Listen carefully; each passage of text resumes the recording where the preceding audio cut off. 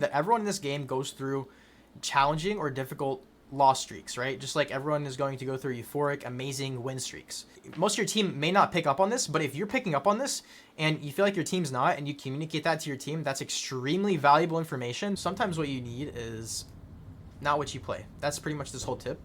And your ability to flex across roles is really, really important. Hey guys, so in today's video, I'm going to be teaching how you can much more easily or efficiently get out of lower elos in Marvel Rivals. Specifically, I'm referring to ranks that are Celestial and below. One caveat that I will quickly make, because I don't want to waste your guys' time, is that in Grandmaster and Celestial, you likely have significantly fewer categories or areas where you really need to improve, whereas if you're Diamond, Plat, Gold, or below, there's likely numerous or multiple areas that you could significantly improve in. So number one tip is going to be mentality. Now, mentality can refer to a lot of things, but what I'm going to be speaking of here briefly in this video is the area of how I approach winning in Marvel Rivals, right? Or how I approach competitive games in Marvel Rivals. And I think a lot of people who are lower rank could really benefit from this, but even people that I've seen in like Celestial, Eternity, Top 500, like, you know, I get it. Everyone has their off days, right? Like, I have my off days. I have games where I'm not playing like I should be, and it's maybe even embarrassing, right? Because I'm just playing so... my mindset's so screwed up that I just, like, you know, it's just not great. So really, I guess the optimal mindset, right? Let's just understand for a second that everyone in this game goes through challenging or difficult loss streaks, right? Just like everyone is going to go through euphoric, amazing win streaks. Now, what I'm saying really applies to both, but it mostly applies to whenever you're going through loss streaks. Now, understand that what you do during loss streaks is actually probably one of the most important things in this game. Like, it feels great to win, but whenever you're losing, instead of, like, you know, I see people in Celestial, Eternity, Top 500 games, they go to FF or surrender games in competitive, right? Oh, we got rolled this half. Let's just surrender, guys. Let's make this game quicker and just surrender. Okay, sure, I see the logic in that, but also, isn't there a chance you could win? Even if everyone on your team is saying nothing, and even if everyone on your team seems tilted or, like, you know, whatever, right? The reality of it is, you have a chance to win that game, and the more times you're playing like that to win, even on the loss streaks especially, the higher your odds of just winning more games and ranking up quicker. This especially is true if you're in lower elos, you know, especially like Gold, Diamond, Plat. Those ranks, this is really important. This is going to increase your carry potential significantly over time. It's not going to happen overnight. Understand that you doing this 1 or 2 games is not going to be the end of the, like, it's not going to change everything, but as you become more consistent at trying to win and understanding what should I do to win at this point, right? Like, you know, I could just surrender and try to go to a game that's more easy to win, but if I'm actually playing my best to try to win this game, then I have much better odds of ranking up quicker. Mentality really bleeds over into everything, right? It's not just this thing that's separate from, like, aim training or communication in the game. It's like it really encapsulates everything. So, like, your mentality to practicing or communication, like, there's mentality to everything, right? The next tip is going to be something that many of you may shrug at, and that's okay. Just listen to me for like 30 seconds or a minute and I'll try to explain it, right?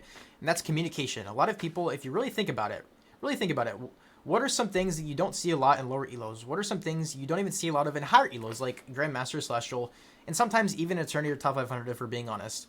That's communication. You don't see a lot of communication. You don't see a lot of effective communication. Sometimes you see some fantastic communication. Now, let me tell you guys a little something about communication. I get it. Not everyone is made to be an in-game leader or an IGL where you're just, like, constantly communicating everything. Not everyone has the energy for that, and I completely understand that, right? What I'm talking about is kind of being able to communicate the things that you might read that are really important if everyone heard them. And now, an example of this is, oh, Doctor Strange has ult.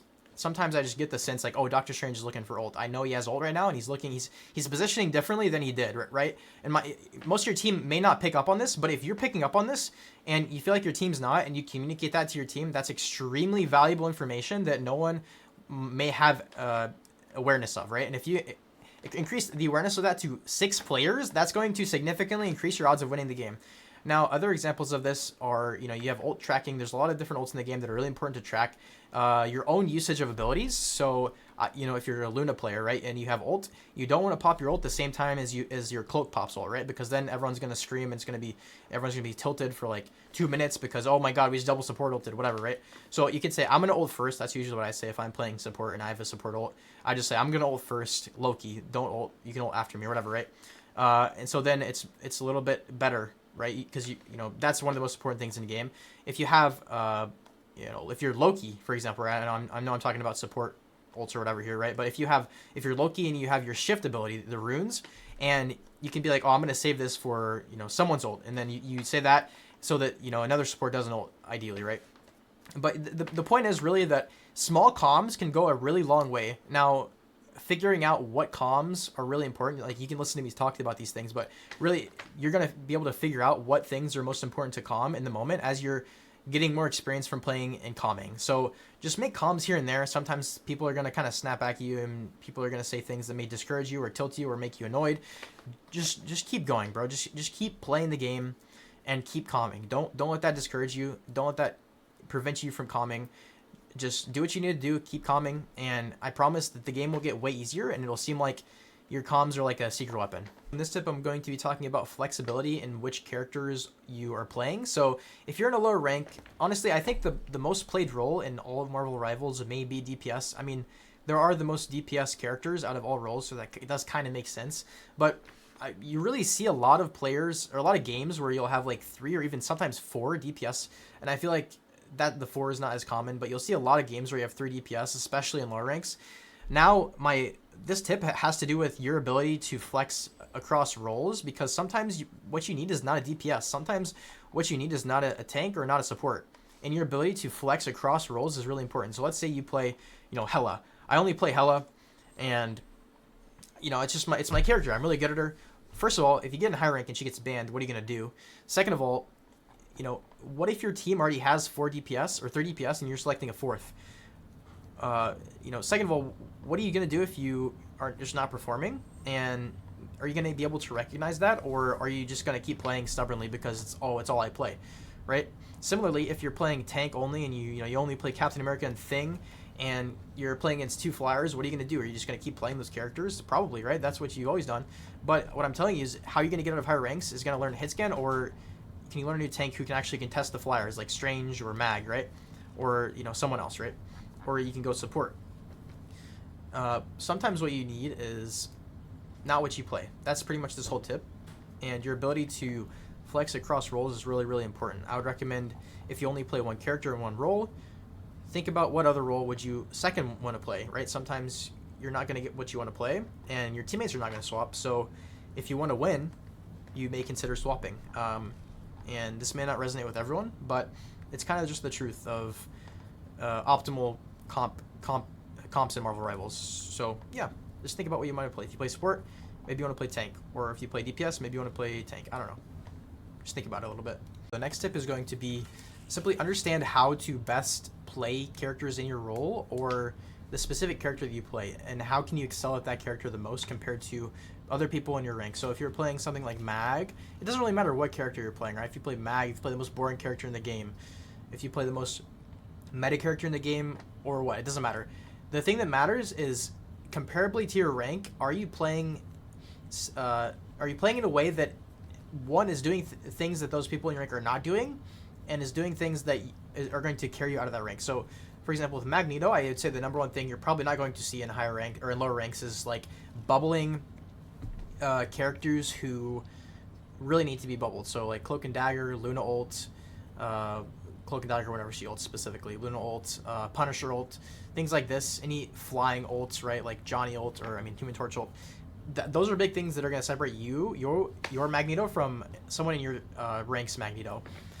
Now, if you're talking, like, I can't tell you everything, right? Like, I don't know, honestly, what separates a gold Iron Fist from a Celestial Iron Fist. I can kind of feel it when I'm playing with a good Iron Fist, but I can't quite put my finger on it. So that's for you to figure out. You know, I don't play all the characters. You probably main characters that I've never really touched. Something like Hela, I can tell you what to do, but, you know, Mantis, not so much. So my point here is kind of, you may also benefit from watching professional players, or not even professional players, just streamers who play certain characters that you think are kind of good, and even if they're not that good, if they're just a higher rank than you, or they're better at the character that you're trying to learn, that's sufficient for you to watch them and try to pick up on what they're doing compared to people in your rank, and how you can outplay those people in your rank with the same character. I'm going to be talking about something that is equally as important as everything else that I've talked about, and that is aim mechanics and skillful ability usage. Now, in this game, it's debatable that aim, ability use, things like that, mechanics are not as important as a game like Valorant or Counter-Strike. However, they're still very, very important, and it's something that I think is worth mentioning. Now, if you want to come into the range, there is something you can do to improve your aim, or also to improve your ability usage. You can, I have a whole video on this, by the way. You can go here, change things, and then what you can do is just click start here, and then you can just practice your aim. You can also do this in arcade modes and other modes throughout the game. And right now these guys are standing still, which makes it much easier, but if you're at a lower rank, that's going to be completely fine. If you're at a high rank, you might make these guys so that they actually move around. And you can do some things where you just kind of like try flicking like this. And you can kind of notice if you're over flicking, under flicking. See, I'm consistently under flicking. Other thing you can do is figure out what abilities are you using and what abilities could you be using better. Now, on Hela, this is, you know, not too complicated. I'd say probably your hardest ability to use is her stun. In terms of like landing it on certain characters, you have to learn the range. You have to learn to predict enemy movement like this. You have to learn what it does exactly. So in this case, it stops them for a second, allowing you to take a free shot, take a free headshot. It also pulls them, right? So if you go like this, it'll pull them in like this. Does a little bit of damage, pulls them in.